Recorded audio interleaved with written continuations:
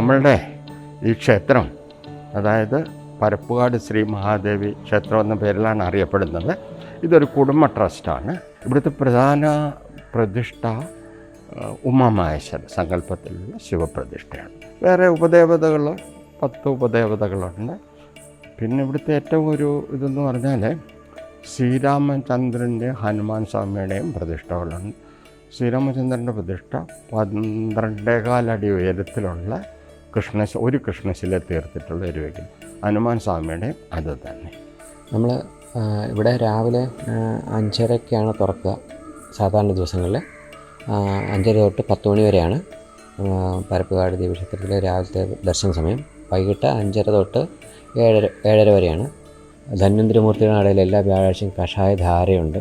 കഷായധാര കേരളത്തിൽ അപൂർവമായിട്ട് നടക്കുന്ന ക്ഷേത്രങ്ങളിലൊന്നാണ് ഇവിടെ. ശ്രീരാമസ്വാമി 12.25 അടി ഹൈറ്റുള്ള ശ്രീരാമസ്വാമിയാണ്. രാമായണ മാസം വിപുലമായ രീതിയിലാണ് നമ്മളിവിടെ ആചരിക്കുന്നത്. അതുപോലെ ഹനുമാൻ സ്വാമിക്ക് നമ്മൾ ഹനുമത് ജയന്തി നമ്മൾ വിപുലമായ രീതിയിൽ ആചരിക്കുന്നുണ്ട്. പ്രധാനമായിട്ടുള്ളത് വിവാഹ തടസ്സങ്ങളൊക്കെ മാറുവാൻ വേണ്ടിയുള്ള ഒരു വഴിപാട് നടക്കുന്നുണ്ട്, മുല്ലപ്പൂ മാല ചാർത്തൽ. അതിന് ധാരാളം ഭക്തജനങ്ങൾ അവിടെ നിന്നും കേരളത്തിൻ്റെ പല ഭാഗങ്ങളിൽ നിന്നും വന്നിട്ട് പോകുന്നുണ്ട്. വിശ്വാസമല്ലേ, അവരുടെ വിശ്വാസത്തിൻ്റെ പേരിൽ അവർ വന്നിട്ട് വഴിപാടൊക്കെ കഴിച്ചിട്ട് പോകുന്നുണ്ട്. ഫല സിദ്ധി ഉണ്ടാകുന്നുമുണ്ട്. അതാണ് ഉത്സവമുണ്ട്. ഉത്സവം മകരമാസത്തിലാണ്, അതായത് ജനുവരി മാസത്തിൽ 7 ദിവസത്തെ ഉത്സവമുണ്ട്. കൊടിയേറ്റി 7 ദിവസത്തെ ഉത്സവമുണ്ട്.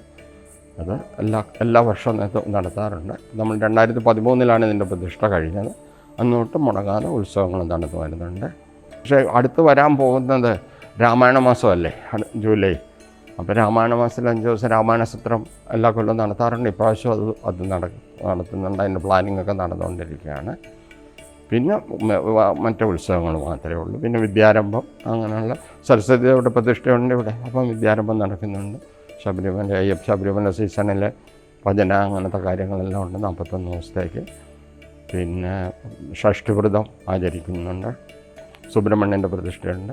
കഷായധാരയുണ്ട്. കഷായധാര അസുഖങ്ങളൊക്കെ മാറ്റാൻ വേണ്ടി ധന്വന്തരിമൂർത്തിയുടെ പ്രതിഷ്ഠയുണ്ടല്ലോ അവിടെ. അപ്പം അങ്ങനെ പലതരത്തിലുള്ള കാര്യങ്ങളൊക്കെ നടക്കാറുണ്ട്, വഴിപാടുകൾ.